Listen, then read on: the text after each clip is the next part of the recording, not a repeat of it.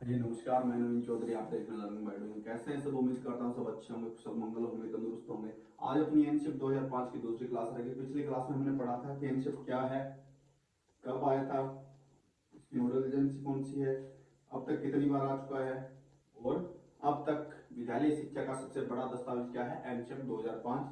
आज हम पढ़ेंगे एनशिप 2005 के सिद्धांत, या कुछ सिद्धांत या कुछ इनकी विशेषताएं कि एनशिप 2005 क्या कहता है, कितने बच्चे होने चाहिए, कितना शिक्षक होने चाहिए, कितना गृह कार्य दिया जाना चाहिए, उन सभी के बारे में। अगर चैनल पे नए हो तो लाइक से सब्सक्राइब कर दीजिए। पीडीएफ आपको टेलीग्राम पे मिल जाएगी। तो देखिए, एनसीएफ 2005 नेशनल करिकुलम फ्रेमवर्क, ठीक है, कब आया? 2005 को। कौन सी समिति द्वारा? यशपाल समिति, एक राष्ट्रीय समिति द्वारा, ठीक है। तो वो अपने पिछली क्लास में पढ़ लिए थे। अब पढ़ेंगे एनसीएफ के सिद्धांत क्या है। देखा जाए सिद्धांत या विशेषताएं, मुख्य मुख्य बातें एनसीएफ के बारे में, वो सभी पाठ्यक्रम बालकों के स्तरानुरूप होना चाहिए, स्तरानुरूप, सतर के अनुरूप। अगर पांचवी कक्षा का बच्चा है, कौन सा, पांचवी कक्षा का बच्चा है, तो उसका पाठ्यक्रम है वो क्या होना चाहिए, पांचवी कक्षा के अनुरूप होना चाहिए। मतलब जो भी बच्चा हो, कोई भी कितने कौन सी भी कक्षा में हो, तो उसका पाठ्यक्रम उसकी कक्षा के अकॉर्डिंग, उसके आईक्यू लेवल के अकॉर्डिंग, तो उसकी समझ के अकॉर्डिंग होना चाहिए। चाहे बच्चा कौन सी क्लास में हो, कितना भी बड़ा हो, कुछ भी हो, ठीक है। तो उसका क्या होना चाहिए, उसके अकॉर्डिंग होना चाहिए। पाठ्यक्रम लचीला व बाल केंद्रित होना चाहिए। लचीले के मतलब रबड़ वाला लचीला नहीं, बाल केंद्रित, बच्चों के अकॉर्डिंग, बच्चों के अकॉर्डिंग होना चाहिए। बच्चे आराम से समझ के पाठ्यक्रम को बच्चों को केंद्र में रखते हुए, बच्चों को ध्यान में रखते हुए बनाया जाए। ऐसा नहीं है कि सिस्टम को ध्यान में रखते हुए क्या किया जाए, आपका पाठ्यक्रम में आदि सिलेबस बनाया गया हो। तो बाल केंद्रित का मतलब होता है बच्चे को ध्यान में रखते हुए, बच्चे की आवश्यकताएं, उसकी जरूरतों को मद्देनजर रखते हुए उसका निर्माण किया गया हो। तो पाठ्यक्रम कैसा होना चाहिए, बाल केंद्रित और लचीला होना चाहिए। पाठ्यक्रम का निर्माण रुचि के सिद्धांत पर आधारित होना चाहिए। रुचि का सिद्धांत, कि बच्चा पढ़ना चाहता है, खेलना चाहता है, क्या करना चाहता है, उसके अकॉर्डिंग होना चाहिए। पाठ्यक्रम में खेल भी होना चाहिए और इंटरटेनमेंट भी होना चाहिए। उनके विद्यालय शिक्षा से बाहर रियल लाइफ से कनेक्टिंग में होना चाहिए। उन सभी के रुचि के सिद्धांत के अनुसार क्या होना चाहिए। मैन क्या है, रुचि का सिद्धांत है। बच्चा तब तक नहीं सीख पाएगा जब तक वो अपनी रुचि के अनुसार सीखने की कोशिश नहीं करेगा। आप उसके हॉबी के अकॉर्डिंग उसे आप सिखाने की कोशिश नहीं करेंगे, तब तक बच्चा नहीं सीख पाएगा, चाहे आप उसे कितना भी जोर जबरदस्ती कर लो। तो क्या होना चाहिए, पाठ्यक्रम रुचि के सिद्धांत पर आधारित होना चाहिए। पाठ्यक्रम क्रियात्मक होना चाहिए, कि बच्चा करके सीखे, एक्टिविटी होनी चाहिए उसमें। ऐसा नहीं है कि बस किताबें किताबें हो, उनको पढ़ ले, रट ले और एग्जाम दे दे, अगली कक्षा में से बैठा दिया जाए। ऐसा नहीं होना चाहिए, क्रियात्मक होना चाहिए। बच्चा खुद करके सीखे, प्रैक्टिकली करके सीखे, तो अच्छा रहेगा। पाठ्यक्रम उपयोगी व व्यापक होना चाहिए, बच्चे के रियल लाइफ में काम आना होना चाहिए। ऐसे नहीं है शॉर्टकट में हो, थोड़ा लेंथी भी हो, और उसके सत्र के अनुरूप होना चाहिए, ठीक है, ताकि उसको अच्छे से समझ में आ सके। फिर चलते हैं नेक्स्ट, एनशिप की विशेषताएं हैं कुछ, ठीक है। एनशिप की विशेषताएं देखें तो प्राथमिक शिक्षा मातृभाषा में दी जानी चाहिए। प्राथमिक शिक्षा देखी जाए तो कौन सी कक्षा से, कक्षा 1 से कक्षा 5 तक, कितने, मातृभाषा, जो माता द्वारा सीखी गई, वो अपने माँ द्वारा,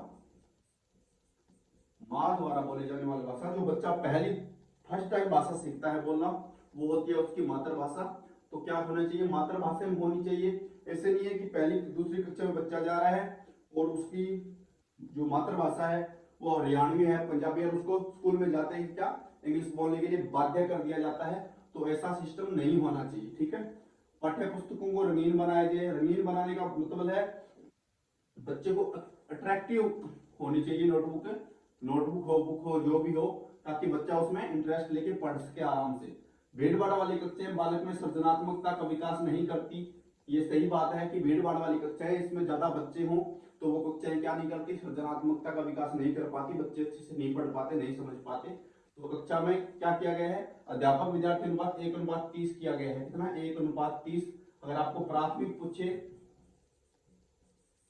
प्राथमिक तो है आपका 1:30, उच्च प्राथमिक पूछे तो कितना है आपका 1:35। कितना, उच्च प्राथमिक तो है आपका 1:35 और प्राथमिक है 1:30। विद्यार्थी अध्यापक विद्यार्थी अनुपात 1:30 और इसमें आपको उल्टा करके भी पूछ सकता है कई बार घुमाने के लिए एग्जामिनर कि विद्यार्थी अध्यापक अनुपात बताइए, तो आपको विद्यार्थी है वो इस साइड कर देने हैं 30:1 कर देना है, ठीक है। विद्यार्थी और अध्यापक अनुपात पूछे तो, ठीक है, तो अध्यापक विद्यार्थी अनुपात पूछे तो आपका है ही 1:30।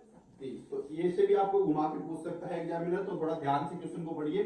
बालकों की दैनिक गतिविधियों का आकलन किया जाए कि बच्चे ने पूरे दिन में क्या किया है, क्या पढ़ा, कहाँ खेला, किसके साथ अच्छी बिहेवियर किया, किसके साथ लड़ाई झगड़े किए, मतलब उसका पूरे दिन की एक्टिविटी है वो सारी उसको पता करनी चाहिए। एनसीईआरटी 2005 के अनुसार अध्यापक की भूमिका, ये लाइन भाई इंपॉर्टेंट है, ये पूछी भी गई आपकी 1-2 बार, ठीक है, अंडरलाइन कर लिए। एनसीईआरटी 2005 के अनुसार अध्यापक की भूमिका उत्प्रेरक व सुविधादाता, क्या उत्प्रेरक और सुविधादाता के रूप में देखा गया है। क्या है? उत्प्रेरक और सुविधादाता, ठीक है। उत्प्रेरक सुविधादाता जो बच्चों को निर्देश ना दे, उनको वो कहीं पे अटक रहे हैं, कहीं पे समझ नहीं पा रहे हैं, तो उनकी वहां पे थोड़ी सी टेम्परेरी हेल्प कर दी जाए ताकि बच्चा खुद ब खुद करके सीखे। ऐसा नहीं कि सारा का सारा अध्यापक इसे करवा दे, तो नई निर्देशन करता है, नहीं वो क्या है कि उसको कोई कमांड दे सकता है, सिर्फ और सिर्फ उसे क्या कहीं पर अगर दिक्कत आ रही है तो उसको थोड़ी हेल्प कर दे। तो इसलिए बोला गया है कि एनसीईआरटी 2005 के अनुसार अध्यापक की भूमिका उत्प्रेरक और सुविधादाता के रूप में मानी गई है। विज्ञान विषय एक गत्यात्मक और निरंतर परिवर्तन होने वाला विषय है। विज्ञान विषय एक गत्यात्मक और निरंतर परिवर्तन होने वाला, साइंस में पहले जो प्रयोग हुए थे, जो भी प्रैक्टिकल हुए हैं, आज उनको नए नए साइंटिस्ट दोबारा नए तरीके से कर रहे हैं। तो ये क्या होता है, चेंजमेंट होता रहता है साइंस में। फिर है हस्तशिल्प एवं उत्पादन प्रक्रिया है। हस्तशिल्प एक उत्पादन प्रक्रिया है जिसे समावेशी शिक्षा में शामिल किया जाता है, किया जाना चाहिए। समावेशी शिक्षा, इंक्लूसिव एजुकेशन। समावेशी शिक्षा का मतलब है कि जहाँ पे सामान्य बच्चे और स्पेशल बच्चे एक साथ बैठ के पढ़ सके। हस्तशिल्प, हाथों से की गई कला। हस्तशिल्प एक शिक्षा भी है, हस्तशिल्प एक क्या है, धंधा भी है, उद्योग भी है, ठीक है। तो जो स्पेशल बच्चे हैं उनको मद्देनजर रखते हुए हस्तशिल्प को भी एक सब्जेक्ट के रूप में जोड़ा गया है ताकि जो स्पेशल बच्चे हैं वो भी अपने सेल्फ डिपेंड हो सके। बाल केंद्रित शिक्षा लागू करना चाहिए। बाल केंद्रित क्या करना चाहिए, शिक्षा लागू करना, जिसमें बच्चों की आवश्यकताओं को मद्देनजर रखते हुए पढ़ाया जाए। बालक उसी वातावरण में सीखता है जिस वातावरण में सीखना चाहता है। अगर बच्चे का मन खेलने का है, आप उसे पढ़ने को जबरदस्ती बिठा रहे हो तो वो पढ़ नहीं पाएगा। तो बच्चा तभी सीख पाएगा तब उसकी उस काम को करने की रुचि होगी।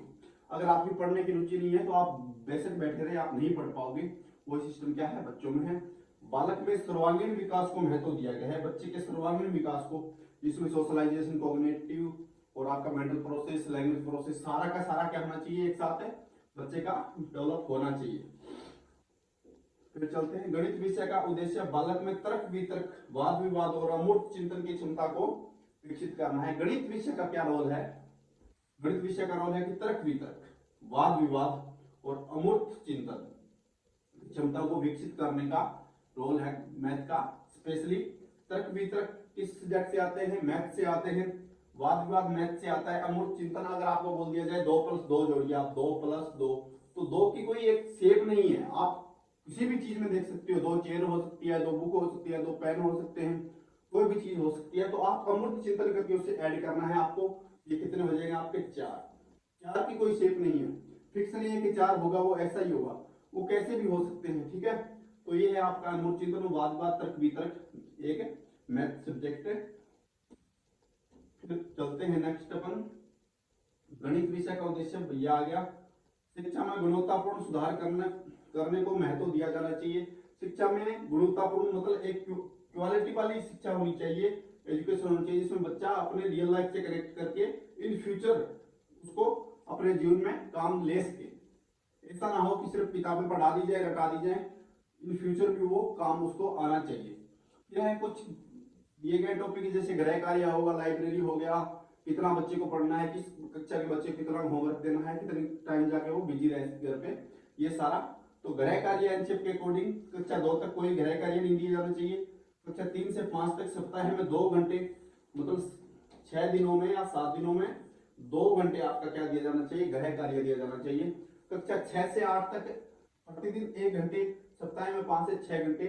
6 से 8 तक मतलब कुछ प्राथमिक कक्षा है उसमें आपको पर डे 1 घंटे आपको बच्चे का होमवर्क दिया जाना चाहिए ताकि वो घर पे जाके 1 घंटा होमवर्क कर सके। कक्षा 8 से 12 प्रतिदिन 1 घंटे, सप्ताह में 10 से 12 घंटा, कितना? प्रतिदिन 1 घंटे, सप्ताह में 10 से 12 घंटा, ठीक है। फिर चलते हैं नेक्स्ट। फिर आता है आपके बच्चे को कितने दिन में कितनी बार चिंतन करना चाहिए। बालक के सर्वांगीण विकास में के विषय पर चिंतन की प्रक्रिया को प्रारंभ किया जाएगा। बालक के सर्वांगीण विकास के विषय पर कोई भी बच्चे के सामने समस्या रख दी जाए, कोई भी समस्या रख दी जाए, कोई भी प्रश्न रख दिया जाए, तो वो क्या करेगा? उस पर चिंतन करेगा, वाद विवाद करेगा, उसके तर्क वितर्क करेगा, उसके नुकसान देखेगा, उसके फायदे देखेगा। कोई काम करने को बोलोगे, कोई इसको प्रश्न दे दो, कोई समस्या दे दो, उसका हल करने को बोलोगे, तो वो क्या करेगा? चिंतन करेगा। तो वो क्या होता है आपका चिंतन की प्रक्रिया। दिन में 1 दिन में 2 घंटे, 1 माह में 1 दिन, 1 वर्ष में 2 से 3 दिन। 1 वर्ष में 2 से 3 दिन होनी चाहिए, 1 माह में 1 दिन होनी चाहिए, और 1 दिन में 2 घंटे होनी चाहिए। कि दिन में आपको 2 घंटे सोचना है कि आपने क्या किया है, क्या आपको करना है, क्या आपने किया वो सही है, क्या आप आगे करोगे वो सही है, या आप जो किया है उसका आपको नुकसान हुआ, फायदा हुआ, आपको करना क्या चाहिए जिससे आपको फायदा हो, इन फ्यूचर आपको उसका नुकसान देखने को न मिले। तो ये सारे चिंतन के क्या है? विषय है, ठीक है।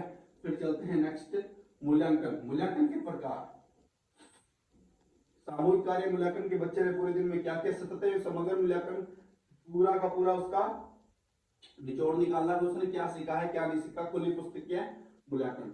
जैसे अपना मौखिक हो गया, उसमें भी ये पूछा जा सकता है। पुस्तकालय आता है, सप्ताह में 1 घंटा उसे लाइब्रेरी में टाइम स्पेंड करना चाहिए। बालक स्वतंत्र रूप से अपनी इच्छा अनुसार पुस्तकालय से पुस्तकों का अध्ययन करे। ऐसा नहीं है कि लाइब्रेरी में जाएं तो कोई अध्यापक उसको बुक दे कि ये लो आप ये बुक पढ़ो, तो वो ऐसा नहीं होना चाहिए। बच्चा अपनी इच्छा के अनुसार कोई बुक उठाए, चाहे वो कहानियों की हो, चाहे वो किसी भी हो, साइंटिस्ट की हो, चाहे कोई आध्यात्मिक गुरु हो, कोई भी हो, वो अपने अकॉर्डिंग बुक उठाए। ऐसा नहीं कि अध्यापक उसको बुक सेलेक्ट करके दे, अध्यापक बुक सेलेक्ट ना करके दे, बच्चा खुद अपने इच्छा के अनुसार बुक ले। छुट्टियों में विद्यालय का पुस्तकालय खुला रहे। जब छुट्टियां होती है, चाहे शीतकालीन की हो चाहे गर्मी की छुट्टियां हो, उसमें क्या होना चाहिए? आपका पुस्तकालय खुला रहना चाहिए, चाहे कक्षाएं ना लगे, ताकि बच्चे अपनी इच्छा के अनुसार वहां पे बुक पढ़ सके। ये भी एक एनसीईआरटी 2005 का रूल है। सामाजिक अध्ययन विषय में सभ्यता, संस्कृति आदि सभी की प्रशंसा की जानी चाहिए। सामाजिक अध्ययन समाज में, समाज के बारे में अध्ययन कि अपना समाज क्या है, कैसे था, पहले क्या पहनते थे और क्या पहनते हैं, पहले कैसे रहते थे लोग, किन के साथ क्या रिलेशन होने चाहिए, वो सारा क्या होता है? सामाजिक अध्ययन में बताया। सभ्यता होनी चाहिए, संस्कृति होनी चाहिए, उनकी प्रशंसा की जानी चाहिए। बालक के व्यक्तित्व और मानसिक विकास को अधिक महत्व दिया जाना चाहिए। बालक के व्यक्तित्व, बालक का नेचर क्या है, उसका एटीट्यूड क्या है, उसका मानसिक विकास, उसका मेंटल डेवलपमेंट को अधिक महत्व दिया जाना चाहिए। किसमें? सामाजिक विकास में, ताकि उसका क्या हो? सोशलाइजेशन अच्छे से और अपने समाज संस्कृति के बारे में अच्छे से परिचित हो जाए। एनसीईआरटी 2005 के अनुसार सामाजिक अध्ययन में इतिहास, भूगोल, अर्थशास्त्र तथा राजनीति विज्ञान को शामिल किया गया है। क्या? सामाजिक अध्ययन में इतिहास, भूगोल, अर्थशास्त्र तथा राजनीतिक विज्ञान, मतलब सामाजिक विज्ञान में सारे के सारे सब्जेक्ट आ जाएंगे आपके। इतिहास भी आ जाएगा, भूगोल भी आ जाएगा, अर्थशास्त्र भी आ जाएगा, राजनीति विज्ञान भी आपकी आ जाएगी, ठीक है। एनसीईआरटी 2005 के अनुसार सामाजिक अध्ययन को एक अनुपयोगी विषय माना गया है। ये लाइन भाई आपकी इंपॉर्टेंट है। क्या है? इंपॉर्टेंट है पूरी की पूरी। एनसीईआरटी 2005 के अनुसार किस विषय को अनुपयोगी विषय माना गया है? मैथ को तर्क वितर्क और वाद विवाद और अपनी चिंतन शक्ति का बढ़ाने के लिए उपयोगी माना गया है, और जबकि सामाजिक अध्ययन को एक अनुपयोगी विषय माना गया है, ठीक है। फिर चलते हैं नेक्स्ट।